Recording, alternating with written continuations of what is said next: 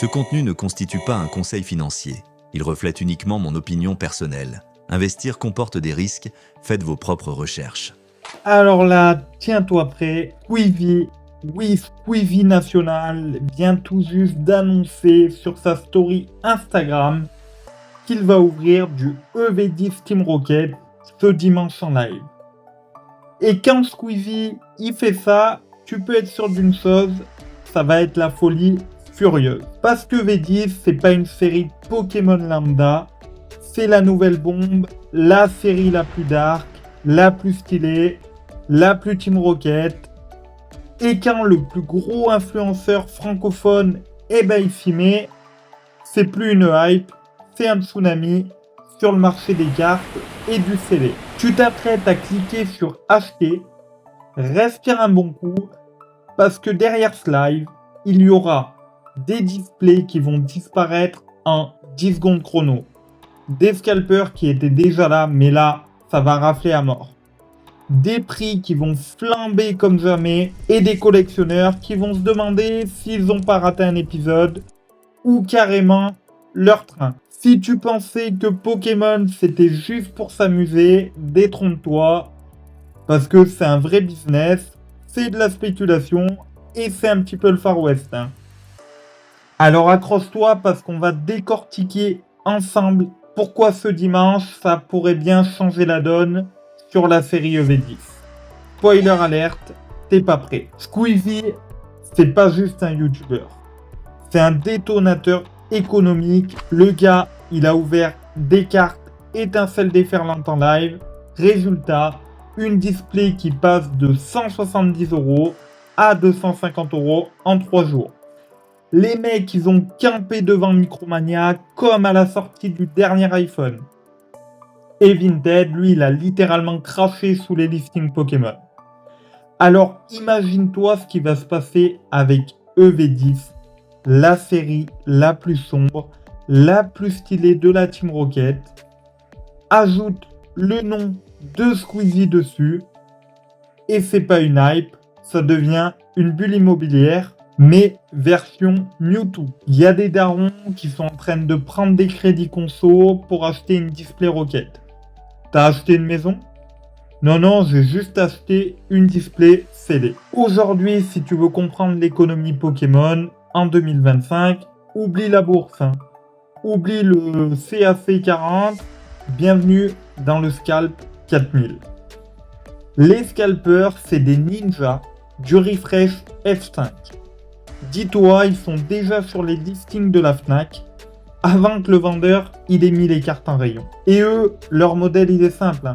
Acheter 30 TB en 3 minutes, les garder 24 heures, les revendre x2, x3 le prix avec un sticker, série, validé par Squeezie. Un exemple réel, c'était la série 151 japonaise qui était sortie à 110 €. Une semaine après que Squeezie il avait fait son live, elle se retrouvait à plus de 300 € sur eBay. Et le plus fou, c'est qu'il ne joue pas. Il n'ouvre même pas. Il garde tout scellé, mais pas pour le long terme. Des cartons qui valent plus que des ETF BlackRock. Aujourd'hui, c'est pas une passion. C'est devenu un marché noir légal de la nostalgie. Mais rappelons-nous pourquoi on était là au départ.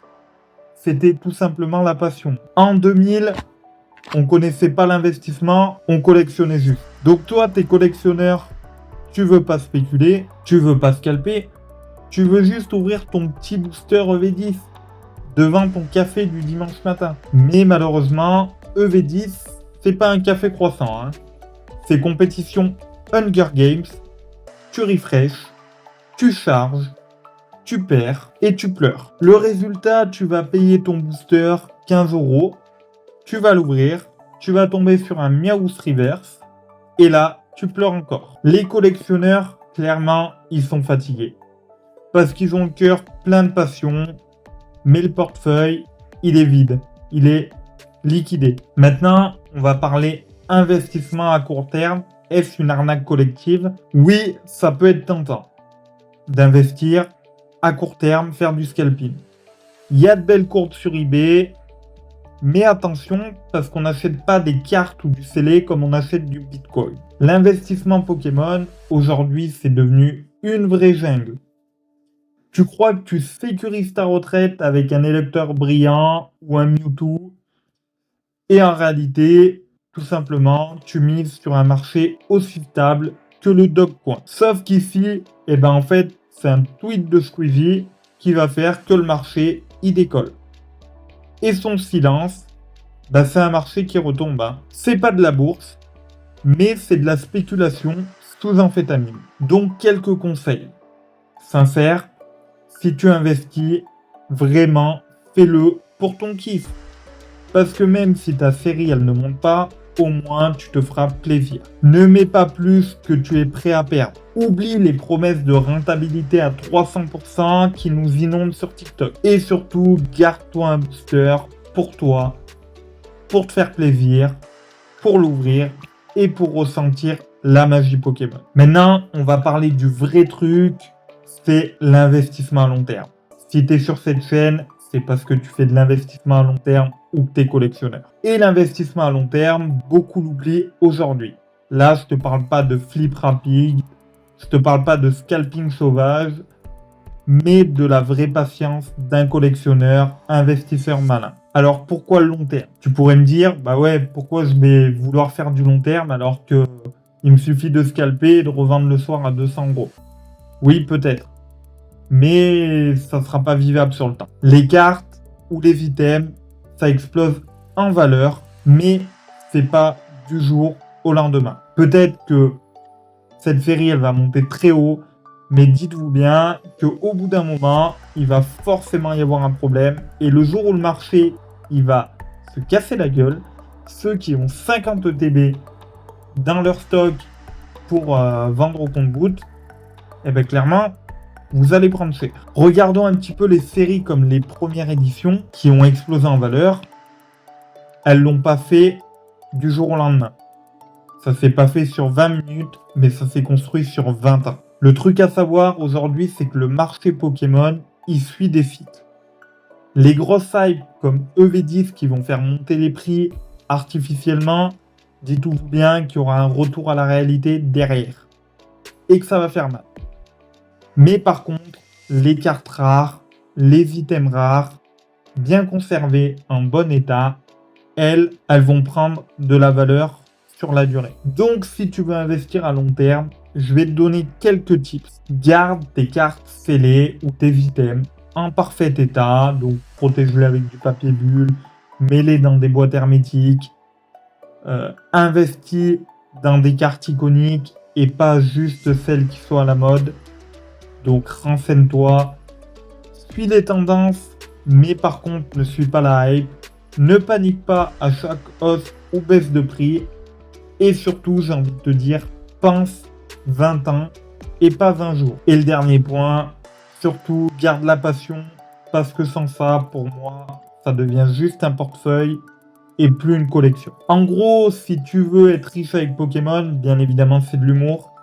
Mais par contre, si tu veux faire des sous, t'as intérêt à être patient et à pas regarder ta valeur nette tous les matins comme un trader sous caféine. Maintenant, je vais te donner des vraies solutions pour pas devenir fou. Parce que c'est vrai que tu peux facilement devenir fou quand on voit tout ce qui se passe dans Pokémon. Parce que là, même ta grand-mère, elle est en train de vendre des cartes sous blister à la brocante du coin. Les conseils simples, c'est reste proche de la communauté.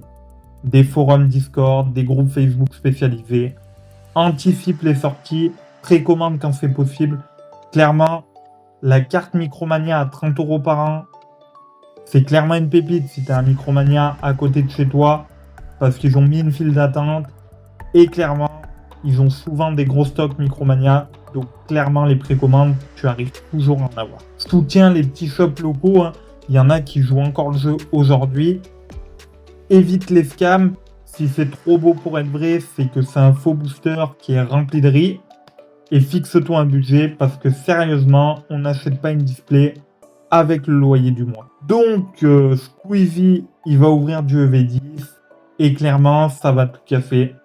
Je préfère vous prévenir. Les prix ils vont monter. Les scalpers qui sont dans l'ombre, ils vont sortir de la forêt et ils vont tout arracher. Les collectionneurs, ils vont se battre. Et toi, il va te rester 3 options. Soit tu subis ce qui se passe dans Pokémon actuellement, soit tu te mets à scalper, ou soit tu restes fidèle à la passion. Et clairement, je te conseille le dernier conseil. Oublie pas pourquoi tu as commencé, hein.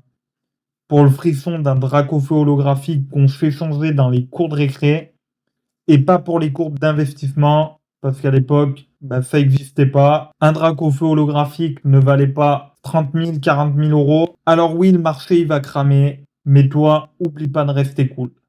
On se retrouve très bientôt pour une prochaine vidéo. Salut les dresseurs!